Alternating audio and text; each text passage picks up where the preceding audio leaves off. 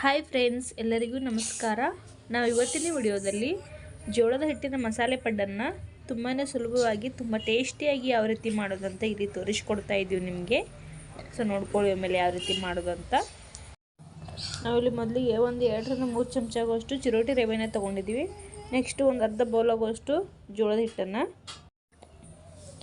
Next ಅರ್ಧ bowl ಆಗುವಷ್ಟು ಗೋಧಿ ಹಿಟ್ಟನ್ನು ತೊಗೊಂಡಿದ್ದೀವಿ. ಇಲ್ಲಿ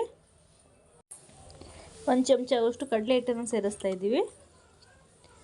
ಮತ್ತು ರುಚಿಗೆ ತಕ್ಕಷ್ಟು ಉಪ್ಪು, ಜಜ್ಜಿಟ್ರು ಅಂತ ಹಸಿಮೆಣಸು ಒಂದು ಸ್ವಲ್ಪನೇ ಜೀರಿಗೆ, ಮತ್ತು 1 ಚಿಟಿಕೆಯಷ್ಟು ಅಜ್ವಾನ, ಚಿಕ್ಕದಾಗಿ ಕಟ್ ಮಾಡಿ ತೊಗೊಂಡಿರುವಂಥ 2 ಈರುಳ್ಳಿಯನ್ನು ಹಾಕ್ತಾಯಿದ್ದೀವಿ. ಇಲ್ಲಿ ಇದು ಸ್ವಲ್ಪನೇ ಅಡುಗೆ ಸೋಡಾ.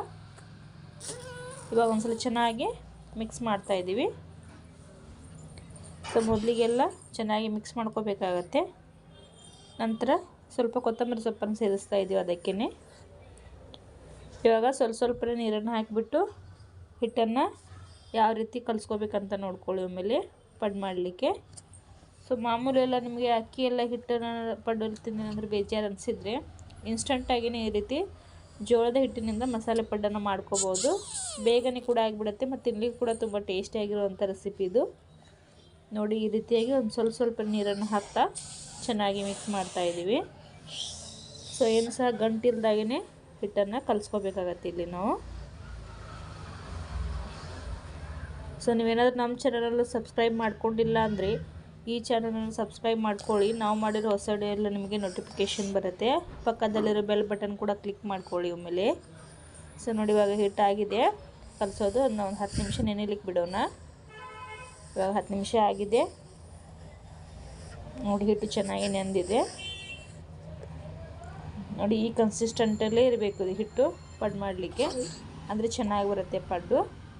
ಸ್ವಲ್ಪ ಅಳ್ಕಾದರೂ ಒಳಗಡೆ ಎಲ್ಲ ಬೇಯೋದಿಲ್ಲ, ಅದಕ್ಕೋಸ್ಕರ ಆ ಹದದಲ್ಲೇ ಇರಬೇಕು ಹಿಟ್ಟು. ಇವಾಗ ಪಡ್ಡು ತವ ಬಿಸಿಯಾಗಿದೆ. ಎಲ್ಲ ಮನೆಗೆ ಸ್ವಲ್ಪನೇ ಎಣ್ಣೆ ಹಾಕ್ತಾಯಿದ್ದೀವಿ. ನೋಡಿ, ಈ ರೀತಿ ಒಂದು ಸ್ವಲ್ಪನೇ ಹಿಟ್ಟನ್ನು ಹಾಕಿಬಿಟ್ಟು ಚೆನ್ನಾಗಿ ಪಡ್ಡನ್ನು 2 ಸೈಡು ಬೇಯಿಸ್ಕೋಬೇಕಾಗತ್ತೆ ಇಲ್ಲಿ ನಾವು. ನೋಡಿ, ಇವಾಗ ನಾವು ಇಲ್ಲಿ ತೋರಿಸ್ತಾ ಇದ್ದೀವಿ ನಿಮಗೆ ಎಷ್ಟು ಚೆನ್ನಾಗಿ ಬರ್ತಾಯಿದೆ ಅಂತ.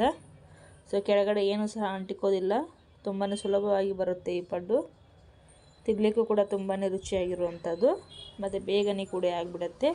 ಇದ್ರ ಜೊತೆಗೆ ಚಟ್ನಿ ಅದೇನು ಮಾಡ್ಕೋ ಅವಶ್ಯಕತೆ ಇರೋದಿಲ್ಲ. ಆಲ್ರೆಡಿ ನಾವಿಲ್ಲಿ ಮಸಾಲೆನ ಹಾಕಿದ್ದೀವಿ.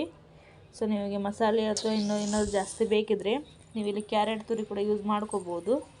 ನಾವಿಲ್ಲಿ ಕ್ಯಾರೆಟ್ ತುರಿ ಯೂಸ್ ಮಾಡಿಲ್ಲ, ಜಸ್ಟ್ ಸಿಂಪಲ್ಲಾಗಿ ತೋರಿಸ್ತಾ ಇದ್ದೀವಿ.